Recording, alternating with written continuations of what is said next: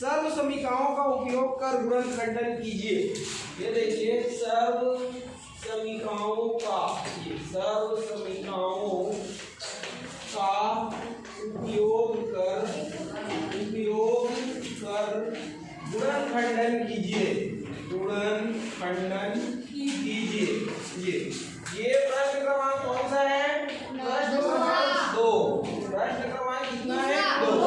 ठीक है, प्रश्न क्रमांक 2 में बहुत सारे प्रश्न हैं, एक दो को हम लोग सॉल्व करेंगे। जैसे कि एक प्रश्न अपन सॉल्व करते हैं, प्रश्न ए को सॉल्व कर रहे हैं। प्रश्न ए है a का स्क्वायर माइनस 10ab और फिर है प्लस 25b का स्क्वायर। ये देखिए a का वर्ग ऋण 10 a गुणा b, घन कितना है 25, b का घात 2 कितना है? ये देखिए, ये देखने से पता चल रहा है कौन से सर्वसमीका जैसा है? सर्वसमीका 2 के जैसा। ये देखिए सर्वसमीका 2। ये तो सर्वसमीका 2 क्या होता है? a माइनस b का whole square is equal a का स्क्वायर माइनस 2 गुणा a गुणा b और धन b की घात कितना होता है? 2। आप चाहो तो इसी को a माइनस b गुणा a माइनस b भी लिख सकते हो, तो घात कितना है? 2 और ये वैसी रहेगा इधर का, ये इधर का वैसी रहेगा। ये आ गया समझ में? अब देखिए इसको क्या बताया था मैं, इसको कौन सा रूप बतलाया था? गुणन। ये और इधर को क्या बताया? गुणनफल बताया था। आपको क्या करने को बोला है? देखिए गुणनखंड करने को बोला है ना? तब आपको ऐसा लाने को बोल रहा है। कैसा लाने को बोल रहा है? जो लेफ्ट साइड का पार्ट है वैसा लाने को आपको बोला जा रहा है। और दिया कैसा है? जो राइट साइड में है, मतलब प्रश्न को किस फॉर्म में दिया हुआ है? प्रश्न को दिया है गुणनफल के रूप में और लाना किसके रूप में है? गुणनखंड। आगे समझ में? अपन क्या करेंगे? देखिए सबसे पहले तो दिया गया प्रश्न को, ये जो सर्वसमीका का कौन सा साइड है? राइट साइड ऐसा बनाएंगे। समझ में आया? सर्वसमीका का जो राइट साइड है ऐसा पहले प्रश्न को बनाना पड़ेगा। अभी प्रश्न बनाया है क्या? वैसा नहीं है, तो इसको बनाना पड़ेगा। कैसे बनाएंगे? देखिए कैसे बनाएंगे। कैसे नहीं बनाए? देखिए यहाँ पर 2ab आपको समझ में आ रहा है क्या? नहीं आ रहा है। 2ab के फॉर्म में है क्या? नहीं। ये a स्क्वायर के फॉर्म में है क्या? तो ये है, लेकिन ये b स्क्वायर के फॉर्म में नहीं है। b स्क्वायर के साथ 25 है, इसका भी स्क्वायर होना चाहिए, जो कि नहीं है। तो आपको क्या करना पड़ेगा? बनाना पड़ेगा। तो चलिए इसको तो ये ऐसा लिख सकते हैं, ये बड़ा बनाया है, समझिए। इसको बाद में सेट करना। 25 को कैसे लिखने को बताया था? 5 की घात 2 और ये b की घात 2। अब देखिए ये a की घात 2 है ना, और इसको अभी भी रहने दीजिए।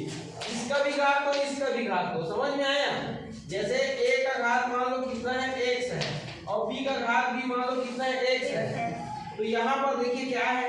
घात एक कैसा है, आधार कैसा है? अलग अलग है। तो आप इसको ऐसा a गुणा b करके एक साथ घात लगा सकते हैं, ये घातांक के नियम से। समझ में आया? तो ऐसे यहाँ पर आप करोगे। तो आधार कैसा है? देखो आधार कैसा है? अलग अलग है, इसको आधार बोलते हैं ना। आधार कैसा है? अलग अलग है। घात कैसा है? इसलिए 5b पूरे की घात 2 लिख सकते हैं। अब इसका तुलना आप इधर से कीजिए, ये इधर से।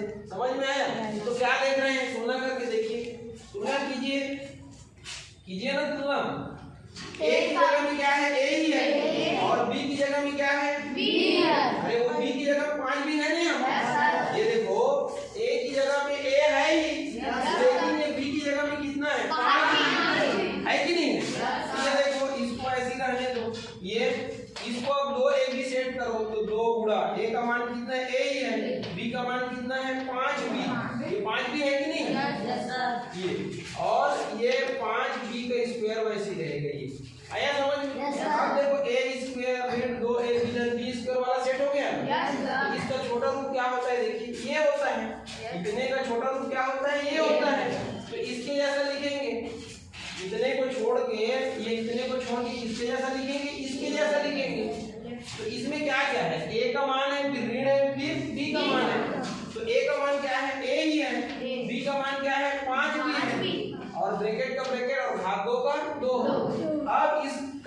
2 है मतलब इसको कितने बार लिखेंगे? 2 बार लिखेंगे। ये लिखा गया। ये हमारा क्या हो गया? आंसर हो गया। ये ऐसे सॉल्व करते हैं, ठीक है। अब देखिए दूसरा प्रश्न हल करेंगे इसी में। सबको समझ में आया? केवल सेट बस करना है, बाकी कुछ नहीं करना है। नेक्स्ट प्रश्न है इसी में, देखिए एक थोड़ा अलग टाइप का प्रश्न समझा रहा हूँ। प्रश्न क्रमांक जैसे ई है, देखिए 36a की घात 2, फिर ऋण 12a है और धन कितना है? 1। ये देखिए इसको फटाक से 60 में समझेंगे, ठीक है। इसको 60 में समझेंगे अपन, ठीक। ये देखिए क्या हो जाएगा ये, अब इसको डिटेल से नहीं समझाऊंगा। 36 को क्या लिख सकते हैं? 6 की घात 2 और 1 की घात 2 ऐसी रहेगा ये। इसको बाद में सेट करना, 1 को 1 की घात 2 लिख सकते हैं।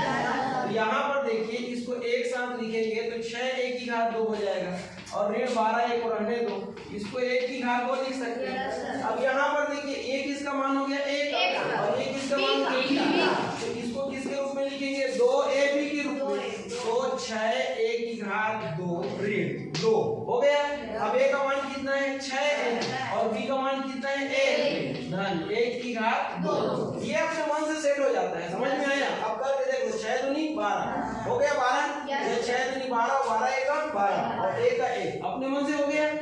अब इसको 60 मान में लिखेंगे तो कैसे लिखते हैं? a ऋण b का होल स्क्वायर लिखते हैं। ये a का मान है, ये किसका मान है? b का मान है। तो a ऋण b का होल स्क्वायर, क्योंकि सर्वसमी का 2 जैसा है। अब इसको घात 2 है इसलिए 2 बार लिख सकते हैं। ये आपका क्या हो गया? आया समझ में? ऐसे सारे प्रश्न को बनाना है, ठीक है। ऐसी और प्रश्न है जैसे कि देखिए प्रश्नावली कौन सा है? ये प्रश्नावली 9.2 में प्रश्न क्रमांक 3 है। जैसे प्रश्न क्रमांक 3 है, यहाँ पर भी गुणनखंड करना है आपको। क्या करना है? गुणनखंड करना है। अब यहाँ पर देखिएगा जैसे कि 25 प्रश्न क्रमांक लिख लेता हूँ पहले। प्रश्न क्रमांक जैसे ए है, प्रश्न क्रमांक क्या है? ए तीसरा का, इसमें दिया है 25, ये a की घात 2 और ऋण कितना दिया है? 49 b की घात 2। ये अब इसको देखने से ही पता चल रहा है सर्वसमी का किसके जैसा है? 3 के जैसा। किसके जैसा है? 3 के जैसा। तो क्या हो जाएगा इसका सॉल्यूशन? पहले तो इसको a का वर्ग ऋण b का वर्ग बनाना पड़ेगा। ये क्या हो जाएगा? 5 की घात 2 और ये a की घात 2, ये 7 की घात 2 गुणा b की घात 2। अब एक साथ लिखेंगे तो 5a पूरे की घात 2 और ये 7b पूरे की घात 2। अब ये a की घात 2 ऋण b की घात 2 हो गया। तो ये देखिए a की घात 2 ऋण b की घात 2 बराबर क्या होता है? a धन b गुणा a ऋण b होता है नहीं होता है? तो इसके जैसा प्रश्न हमारा बन गया। अब हमको लिखना है किसके जैसा है? इसके जैसा है। तो a का मान कितना है? 5a और b का मान कितना है? 7 और लिखना किसके जैसा है? इसके जैसा। तो लिख दो ये 5a धन 7b और गुणा करके अब इसको लिखेंगे तो 5a ऋण कितना हो जाएगा? 7b। आंसर हो गया। है जरा कि नहीं है? तीनों सर्वसमी का केवल हमको पता होना चाहिए और हमको मैच करने आना चाहिए कि कौन से सर्वसमी का जैसा कौन सा है। समझ में आ रहा है? इसके बाद देखिए इसमें और बहुत सारे प्रश्न हैं। जैसे इसी का सी प्रश्न है, सी है 64 a की घात 2 ऋण 1 है। समझ में आया? एकदम सरल है। देखिए कैसे सरल है। ये 64 मतलब क्या होता है? 8 8 64 होता है। 8 की घात 2, 1 की घात 2 पहले से है ऋण 1 की घात 2 लिख सकते हैं। अब इसको एक साथ लिख दो, घात 2 लगा दो, ये देखिए फिर वैसे बन गया। अब इसको कैसे लिखते हैं? तो इसको लिखते हैं 8a + 1, ये 8a बिल्कुल सही, ये ऋण 1 बन गया। है इजी?